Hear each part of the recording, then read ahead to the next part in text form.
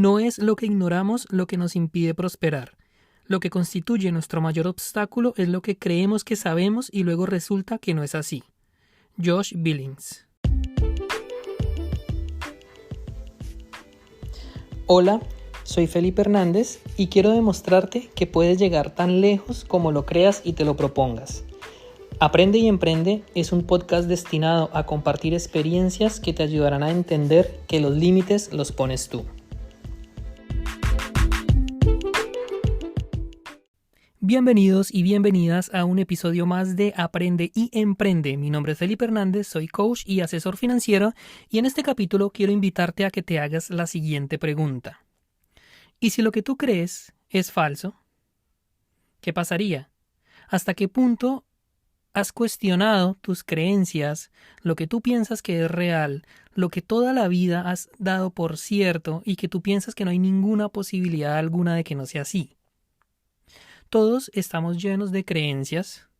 Muchas son buenas, otras son malas, otras son neutrales. Lo único cierto es que nuestras creencias forman lo que nosotros somos, determinan nuestras acciones, nuestros planes y van a tener un impacto muy grande en nuestros resultados, sean estos buenos o sean estos malos.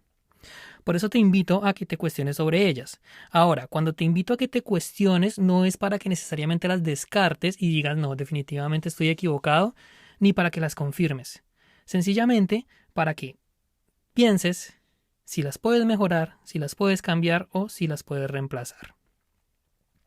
En un debate, las personas se enfocan en demostrar quién tiene razón y quién está equivocado.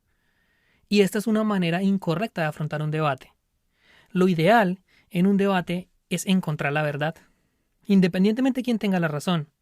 Yo prefiero estar en el punto de vista equivocado si al finalizar el debate encuentro la verdad y no demostrar que tengo la razón y probablemente pueda estar equivocado. Y por eso fue que este podcast inició con esta frase de Josh Billings que cuando la escuché definitivamente me puso a pensar muchísimo.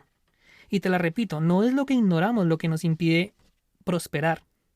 Lo que constituye nuestro mayor obstáculo es lo que creemos que sabemos y luego resulta que no es así. Muchas veces nosotros nos enfocamos en aprender, en estudiar nuevas cosas, en aprender nuevas habilidades, en buscar nuevos conocimientos. Pero ¿qué pasa con los que ya tenemos? ¿Realmente los hemos cuestionado lo suficiente como para darlos por hecho? Bien, ese es el tema que quisiera abordar en este episodio, que reflexiones conmigo, que pensemos un poquito si lo que realmente pensamos que es verdad lo es. Las creencias hay de diferentes tipos. Hay unas que son herencia por nuestra cultura, por el país donde nacimos, como por ejemplo la religión. Latinoamérica es un país que fue conquistado, o un continente, conquistado por los españoles que trajeron la religión católica. Es por eso que el cristianismo es la religión predominante en la mayoría de los países de Hispanoamérica, incluso de Europa.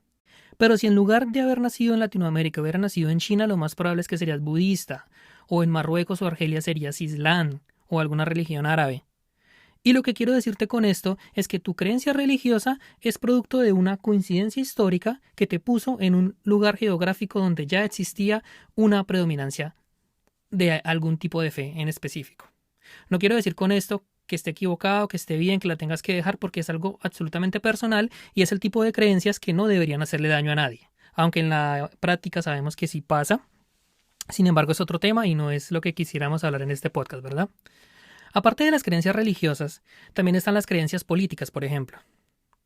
Si tú naciste en una clase social donde tus padres tenían cierta ideología, donde a tu alrededor sucedían ciertos hechos que pueden llegar a marcar tu percepción de la vida y a pensar que tú vas a ser una persona más de derecha que de izquierda, por ejemplo.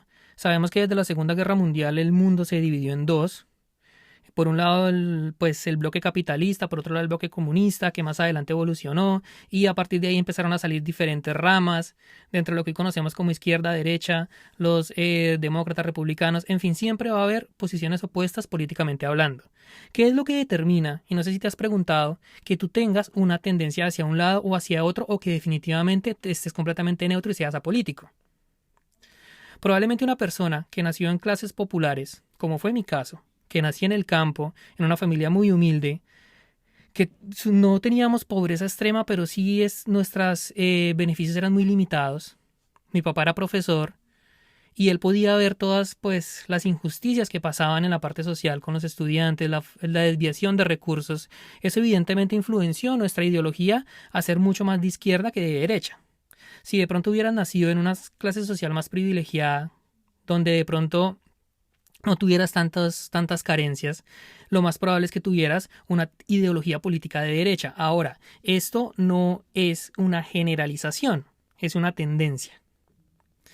Y esa creencia está dada por ese tipo de circunstancias que pasaron cuando tú eras niño. Y estas sí que empiezan a afectar. La religión no es tan grave, pero las clases políticas sí, porque por culpa de eso es que hemos tenido tantas guerras, tanta violencia, tanta desigualdad, tanto rencor, tanto odio, y de ahí va a partir una de las creencias más dañinas, que son las que más impiden que nosotros como personas emprendamos, salgamos adelante, formemos empresa o que tengamos ambición. Y es la creencia de que el dinero corrompe, de que el dinero es malo, de que para llegar al poder tienes que sí o sí abusar de las otras personas. Eso es algo que muchas personas hemos tenido como verdad, yo incluido, por lo que te comenté. Yo era de los que pensaba que las personas que tenían dinero era porque forzosamente estaban aprovechándose y abusando de los que no tenían. ¿Pero por qué creía eso? Por lo que te expliqué.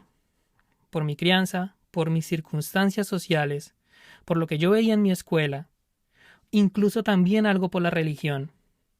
Y todo ese tipo de cosas hacían que para mí el dinero fuera corrupción, fuera algo malo. Por ende, si yo pienso que eso es verdad, no voy a hacer nada por buscarlo. Y así fue. Durante la mayoría de mi adolescencia, todo el dinero que llegaba a mis manos lo gastaba. No ahorraba, no invertía, todo se iba inmediatamente. Cuando empecé a tener crédito, también me lo gastaba, porque pensaba que era una extensión de mis ingresos. Que si una tarjeta de crédito tenía un cupo de $2,000, yo me lo podía gastar. Y esto, evidentemente, era un error. Y te pongo el ejemplo mío para que empieces a ver cómo una creencia aparentemente inocente que yo tenía desde niño estaba afectando mis decisiones, estaba afectando mi visión del mundo y estaba haciendo que fuera absolutamente irresponsable con mi dinero porque lo veía como algo que no se necesitaba o que no era lo más importante. Otra creencia que tenemos mucho es que es mejor ser pobre pero honrado, como si ser rico significara que no lo vas a hacer. Que es mejor ser pobre pero feliz. ¿Qué tiene que ver la felicidad con el dinero? Tú puedes ser feliz con mucho dinero o puedes ser feliz con muy poco dinero. Porque la felicidad va ligada al agradecimiento y a la conformidad que tú tengas con lo que ya tienes, sea mucho o sea poco. Y ese tipo de creencias que parecen inocentes son las que te estoy invitando a que te cuestiones en este momento. Tus creencias religiosas son extremadamente respetables, son muy personales y nadie te está diciendo que las cambies. Tus ideales políticos, siempre y cuando no te vayas a un extremo fanático de odiar a los que piensen diferente a ti, está bien, porque es lo que somos, es lo que construye un país, es lo que construye una democracia y está perfecto. Son esas creencias que nos hacen ser lo que hoy somos y nos construyen como personas. Pero las que sí te invito a que te preguntes y a que cuestiones si realmente son así, son todas aquellas que están relacionadas con el dinero, con las características de las personas que tienen plata y con lo que se tiene que hacer para conseguir dinero. Por lo que te decía con mi ejemplo, pensar que para obtener dinero tienes que abusar de las otras personas es falso. Que el dinero te va a corromper también es falso. ¿Qué es lo que pasa con el dinero? Y es que cuando tienes poder, cuando tienes capacidad adquisitiva, tus características o tus rasgos de carácter se van a agrandar más, se van a hacer mucho más notorios. Esto es algo que menciona mucho T. Harv Eker en su libro Los secretos de la mente millonaria. Aparentemente, y de ahí viene la creencia que mucha gente de dinero es abusiva, es porque cuando tus rasgos de carácter es ser una persona abusadora, déspota, que humilla a los demás, cuando tú no tienes dinero no se nota tanto porque no tienes con qué explotar esa cualidad de tu carácter. Pero, si por alguna razón tuvieses el dinero, entonces tendrías los medios para poder ser déspota, ser humillativo, ser malo con la gente, y ahí se notaría más. Es por eso que muchas veces las personas que tienen cierto poder En las empresas, por ejemplo, abusan de sus empleados, abusan de sus compañeros, del personal a su cargo, cuando eres el encargado de algún proyecto y eres una persona mala, por decirlo así, pues sencillamente te vas a aprovechar de eso y es donde viene la corrupción y todo lo que ya sabemos. Sin embargo, aquí lo que te quiero dejar o lo que quiero que reflexiones es que eso no es por el hecho de que tenga dinero o no. Él siempre ha sido así. Con o sin plata, esa es su forma de ser. Y la forma de cambiarlo no tiene nada que ver con el dinero. Probablemente, si en tu primer trabajo tu jefe te humilló o el dueño de la empresa era demasiado déspota con sus empleados, tú vas a tender a pensar que la gente cuando tiene poder es así. De hecho, hay una frase que dice que si tú quieres conocer el verdadero carácter de un hombre, dale poder. Porque es ahí donde se va a demostrar. Por el contrario, las personas que son humildes, que son bondadosas, que comparten, cuando tienen dinero, esas características se notan todavía más. Porque ayudan más, colaboran más, explican más. Entonces lo que quiero con esto es que tenemos que desligar esa idea de que el dinero está directamente relacionado con el carácter de las personas, porque no es así. El carácter de las personas es una cosa, el dinero es otra, y hay de todo tipo de personas en todas las clases sociales. Lo otro que quiero que veas, en muchos casos, familias por ejemplo, muchas personas ven el ejemplo de un tío que por andar persiguiendo el dinero se volvió demasiado avaro, descuidó a su familia por estar trabajando, por conseguir dinero, era capaz de descuidar, de vender lo que fuera, incluso de hacer trampas, y tú veías eso. Como conclusión, tú podías deducir entonces que el dinero estaba relacionado con ese tipo de acciones, con ese tipo de comportamientos, que para él era más importante el dinero que su familia, y puede ser que en su caso personal para él lo fuera, pero en general es un caso aislado. No tiene por qué ser así necesariamente. Hay personas que pueden buscar dinero, tener mucho dinero y siempre colocando a su familia en primer lugar, siempre dedicándole el tiempo para hacer las cosas más importantes en la vida. Y de ahí viene la otra creencia. Mucha gente piensa que la gente que tiene dinero cree que el dinero es lo más importante en la vida. No sé si me seguiste la idea. Tú, desde tu posición, supongamos que no tienes dinero, piensas que alguien que sí tiene dinero piensa que el dinero es lo más importante en la vida y para ti no es así. Para ti lo más importante es la familia, la felicidad, etc. Y tú tienes razón. Sin embargo, estás equivocado al pensar que todas las personas que tienen dinero piensan así. En las entrevistas que yo he hecho, a muchos de mis entrevistados les he preguntado si el dinero es lo más importante y todos me dicen que no. De hecho, con el empresario Fito Cotes de Valledupar, él colocaba el dinero en la séptima prioridad. Para él primero estaba Dios, la familia, los amigos, el tiempo, la salud, y por allá de séptima aparecía la plata. Así que mi invitación para ti es que en este momento te empieces a cuestionar cuáles son esas creencias que tú tienes con relación al dinero. Si de pronto te identificas con algo de lo que ya dije, la invitación es a que analices y te cuestiones si realmente es lo correcto o si hay una posibilidad de mejorar en tu forma de pensar. Porque mientras tú no cambies ese chip, mientras dejes de ver el dinero como algo malo, nunca lo vas a conseguir.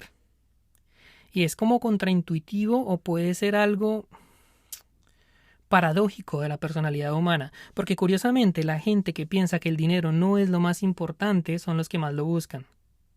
Son los que más lo buscan y se frustran al no encontrarlo.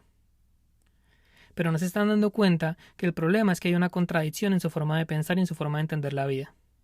Por otro lado, la gente que piensa que el dinero no es lo más importante y que viene como consecuencia de sus actos, se enfoca en servir a la comunidad de alguna manera, desarrollando un producto, desarrollando una idea, pero el foco de esas personas siempre va a ser el servicio y de dar una mejor calidad de vida, pues dependiendo del área en la que estés, ¿no?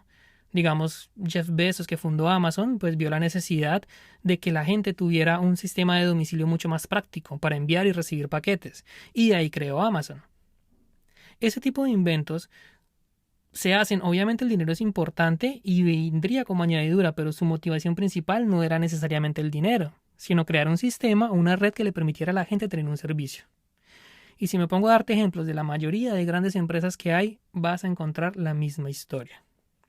Así que enfócate en servir, enfócate en quién eres, que el dinero vendrá por añadidura, porque hay una frase que dice, si tú persigues el dinero, este huirá de ti.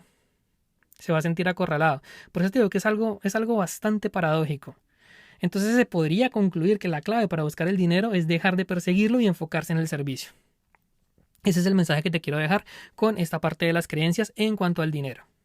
Ahora bien, hay otro tipo de creencias que son igualmente dañinas que las relacionadas con la plata, y son las creencias que tú tienes relacionadas con tus capacidades como persona. Porque muchas veces nosotros estamos convencidos que no tenemos las habilidades suficientes para desarrollar X o Y actividad. Y puede ser que estemos equivocados.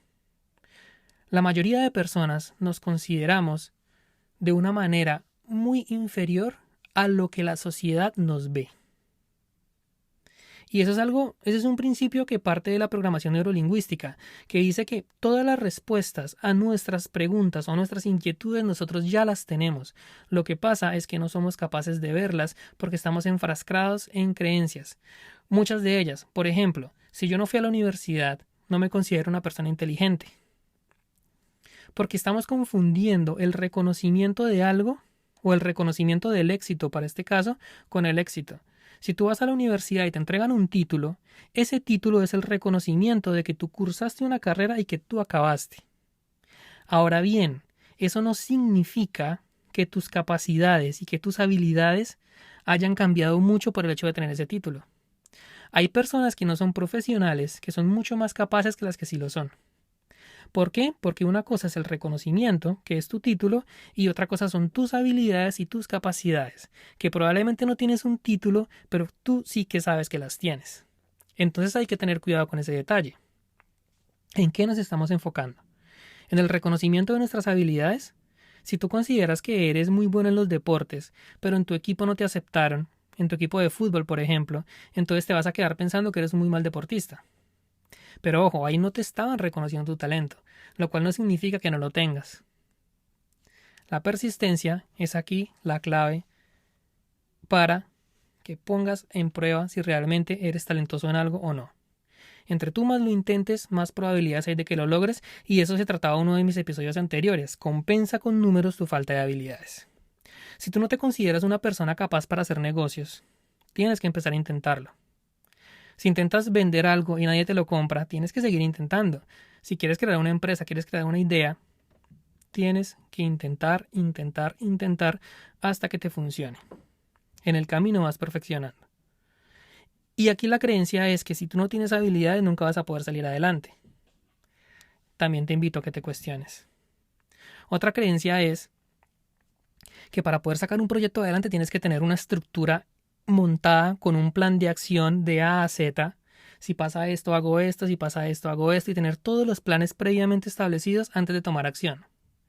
Eso podría ser lo ideal, pero tampoco lo puedes convertir en una excusa. Lo más importante y lo más difícil siempre es dar el primer paso. Y sobre la marcha, empezar a perfeccionar. Y esto te lo voy a enfocar, ya sea en que quieras montar una empresa, en que estés pensando en ahorrar, en que estés pensando en invertir y no lo estés haciendo. Y hay mucha gente que dice, yo no puedo ahorrar porque es que soy un comprador compulsivo. Voy al centro comercial y me encuentro un vestido, me encuentro un reloj, me encuentro un juguete para mis hijos, inmediatamente me gasto el dinero. Pero tú mismo te estás determinando como una persona que es un gastador compulsivo. Pregúntate por qué. Pregúntate si siempre tiene que ser así. Pregúntate cuál es la razón que hay detrás de ese comportamiento. Pregúntate si realmente estás dispuesta a mejorar. Porque lo que tú eres hoy no significa que tengas que serlo siempre. Si tú eres una persona muy amplia con el dinero, y esto también viene de parte de las creencias, que dice que es mejor dar que recibir. Entonces, si tú tienes dinero, inmediatamente lo prestas fácil, se lo regalas a un amigo. Si te llama tu vecino a decirte que tuvo un problema, tú inmediatamente le das dinero. Y creemos que eso nos hace buenas personas. Y eso viene también un poco de la religión, de ayudar al prójimo. Sin embargo, primero estás tú. Tú no puedes sacrificar tu futuro, tu felicidad, tus necesidades básicas por entregarle tus propiedades y tus bienes a tus vecinos. Y esto va muy en contra de lo que nos enseña la religión, porque la religión siempre nos ha enseñado que primero está el prójimo. Pero si tú quieres prosperar económica y financieramente hablando, primero tienes que estar tú. Este es un punto debatible, cuestionable. Si no estás de acuerdo, lo entiendo perfectamente, pero la invitación es a que lo pienses. Y este es un punto que puede ser polémico y puedes estar a favor o en contra de lo que estoy diciendo. Sin embargo, la invitación es a que lo pienses. Porque si tú no te colocas a ti en primer lugar, si tú no piensas que te mereces que te pasen cosas buenas, sencillamente nunca te van a pasar. Quizás te puse muchos ejemplos, quizás algunos desconectados de los otros, pero todos rondan en el mismo punto. ¿En qué estás creyendo? ¿Qué es lo que tú piensas que es verdad y que de pronto no es así? Porque a lo mejor tú piensas que el prójimo es más importante que tú. A lo mejor tú piensas que es mucho mejor dar que recibir. A lo mejor tú piensas que por condiciones sociales tú no puedes mejorar. Que si tú naciste siendo pobre te vas a quedar ahí toda la vida. Hay un estudio en Colombia que dice que para salir de la pobreza se requieren 11 generaciones.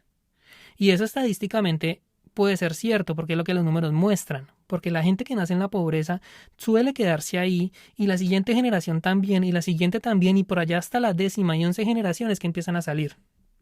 Pero ahora, que estadísticamente esto sea cierto, ¿quiere decir que siempre tiene que ser así? ¿Quiere decir que tiene que ser tu caso? ¿No puedes ser tú la excepción a la regla? Lo que pasa es que cuando tú lees una nota como esa, tú dices, claro, salir de pobre es muy difícil y yo no voy a poder. Si nadie ha podido, porque yo sí voy a poder. Y ahí es donde tienes que empezar a cuestionarte. Porque seguramente hay muchísimas oportunidades, muchísimas cosas que tú no estás viendo, que puedes mejorar y que seguramente te van a llevar a tomar los pasos que necesitas para que mejores tus finanzas personales.